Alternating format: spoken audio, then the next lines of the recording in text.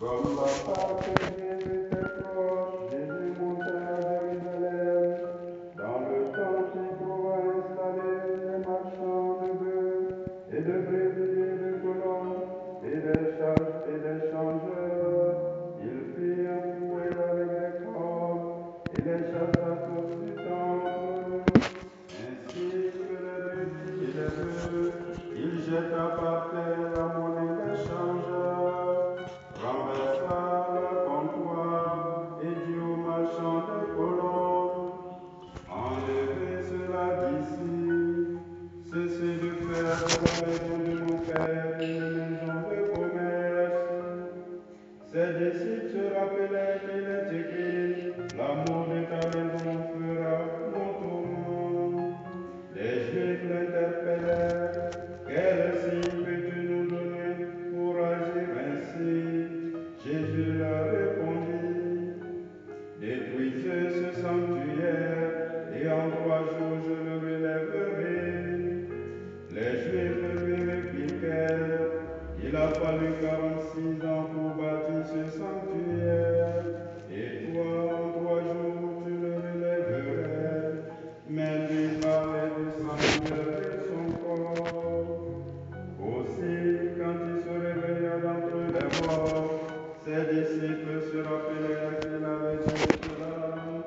Ils crurent à l'Écriture et à la parole que Jésus avait dite. Frères et sœurs, acclamons la parole de Dieu.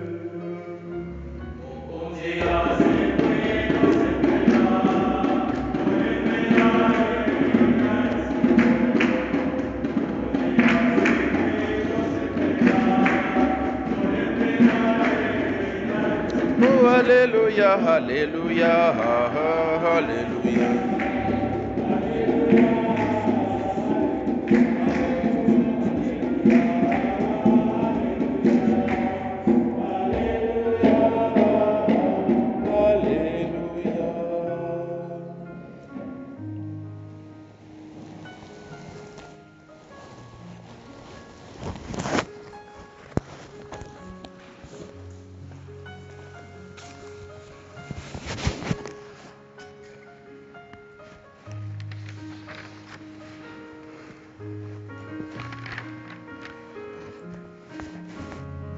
Donc, nous célébrons donc la dédicace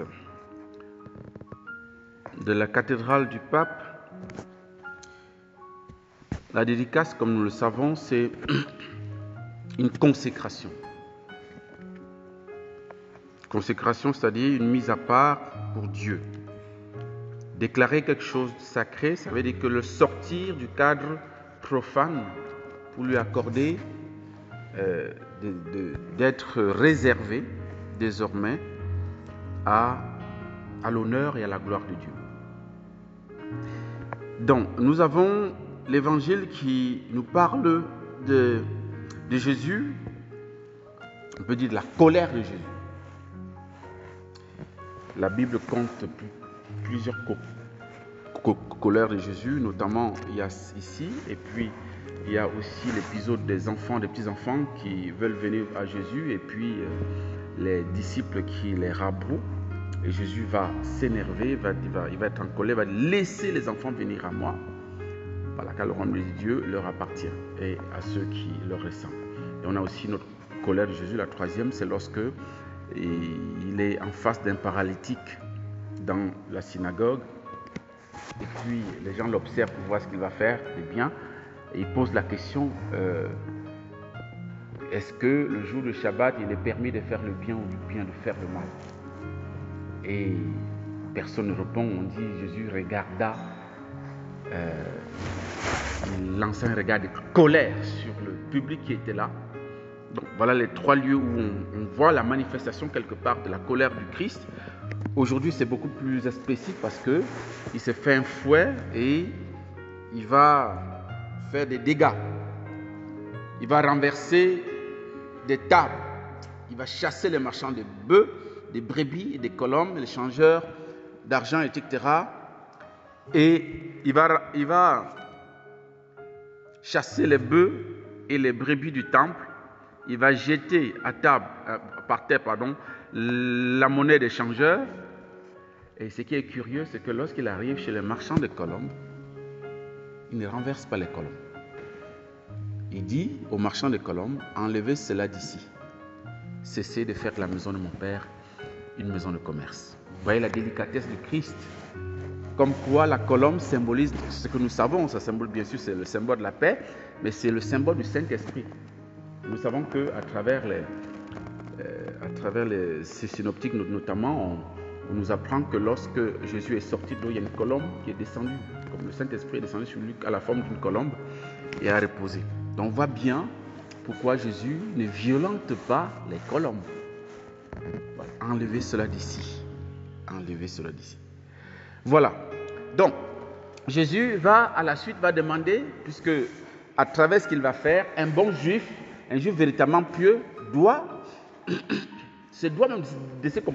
comprendre le comportement de Jésus. Le temple, c'est un lieu consacré au Seigneur, et le temple de Jérusalem a 3 dimensions. Il y a ce qu'on appelle le parvis. Le parvis, c'est là où justement les gentils, c'est-à-dire ceux qui ne sont pas juifs, mais qui veulent partager la foi juive, ou bien qui veulent rendre gloire à Dieu, doivent rester. C'est le parvis. Après, c'est le saint. Le saint, c'est là où les juifs, proprement dit, ont accès.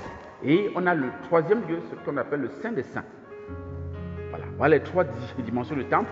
Et le parvis, donc, où devaient être les gentils, c'est-à-dire que les gens des autres qui ne sont pas juifs, étaient occupés donc par le commerce. C'est là où on vendait des moutons, je sais pas, des brebis pour le sacrifice au temple. Donc pour faciliter le commerce, pour que tu n'ailles pas au marché chercher cet abri avant de venir. Donc c'était là, ils avaient transformé ces lieux qui étaient destinés à accueillir le peuple, en fait les nations, parce que Israël a pour vocation de rassembler ou alors de pouvoir intégrer dans la révélation, dans l'alliance, toutes les nations. Et quelque part, ils avaient comme oublié ça. Ils avaient comme évacué ça. C'était pour eux, Dieu était pour eux, point final. Dans les autres, on ne gère pas. Donc c'est pourquoi ils ont transformé ce parvis. Alors que le prophète Isaïe avait dit, je crois, c'est Isaïe 56, que ma maison sera la maison des prières pour tous les peuples.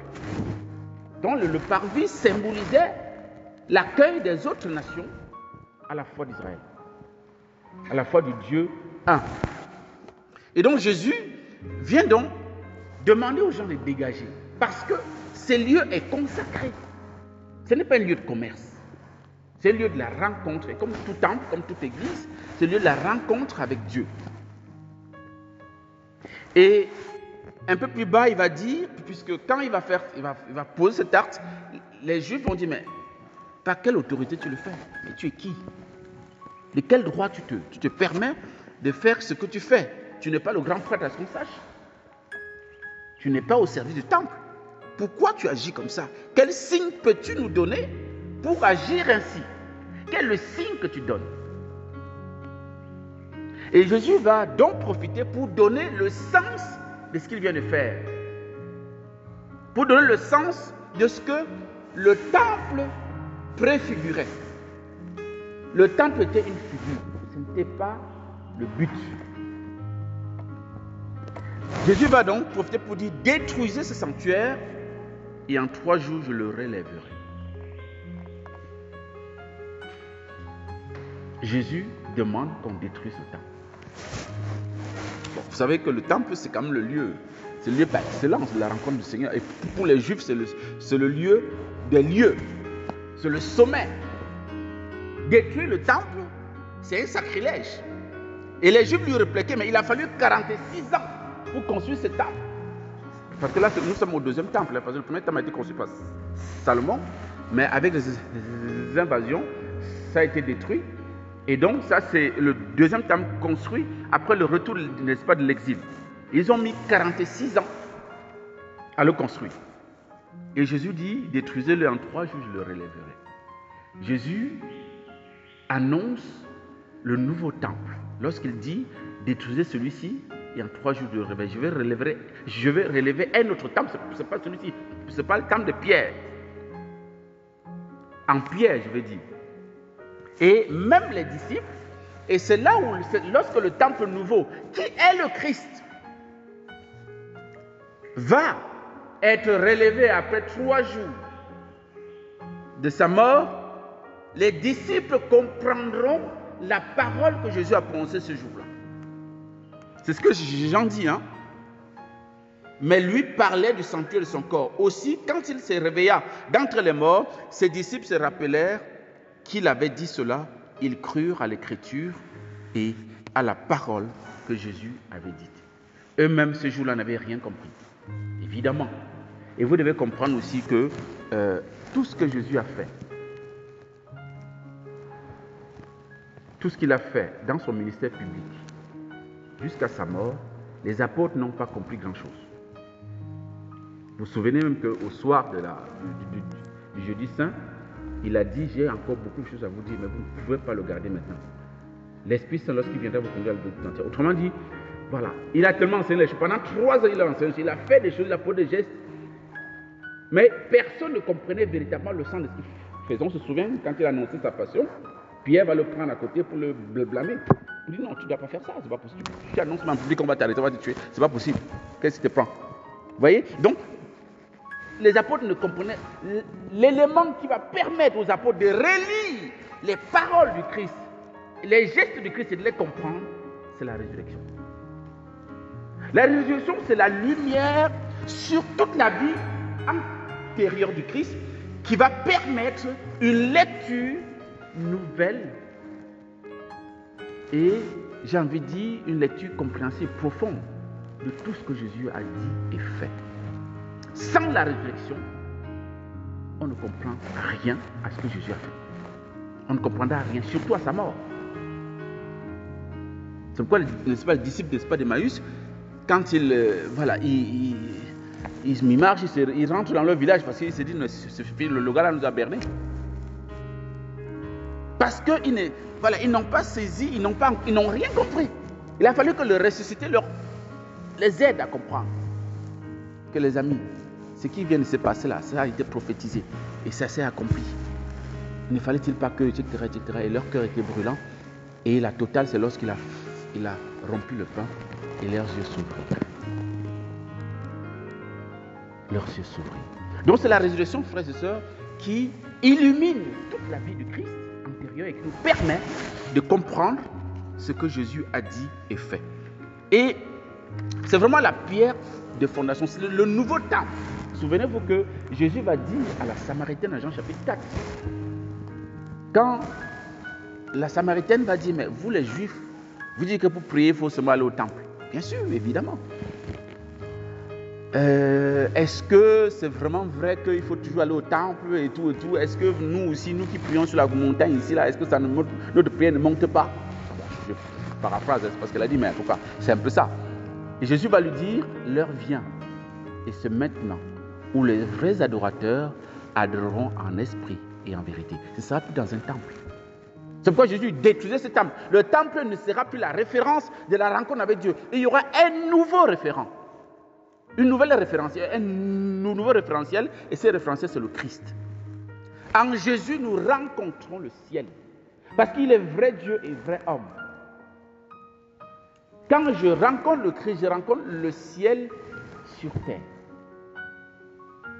Parce qu'il a pris, il est Dieu, il a pris notre nature humaine, et en lui, je retrouve non seulement Dieu, mais je retrouve mes frères et sœurs. C'est le lieu de la rencontre de tous les chrétiens, et même de toute l'humanité, parce qu'il a pris la nature humaine. Et nous devons tous être des chercheurs de Jésus.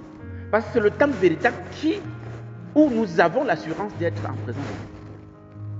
C'est pourquoi nous devons dire à nos frères, à nos amis protestants, musulmans et consorts, que les amis, il faut croire en Jésus. C'est Jésus qui est le lieu, qui est le temple nouveau dans lequel nous rencontrons le vrai Dieu. En dehors de Jésus, il n'y a pas de rencontre de Dieu. Ce n'est pas possible.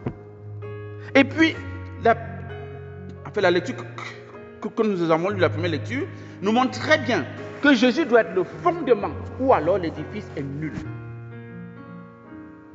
Saint Paul se présente comme le bon architecte. Pourquoi? Parce qu'il a posé la fondation, la pierre de fondation qu'il a posée. Et il va définir cette pierre de fondation. La pierre de fondation, personne ne peut en poser d'autre que celle qui s'y trouve.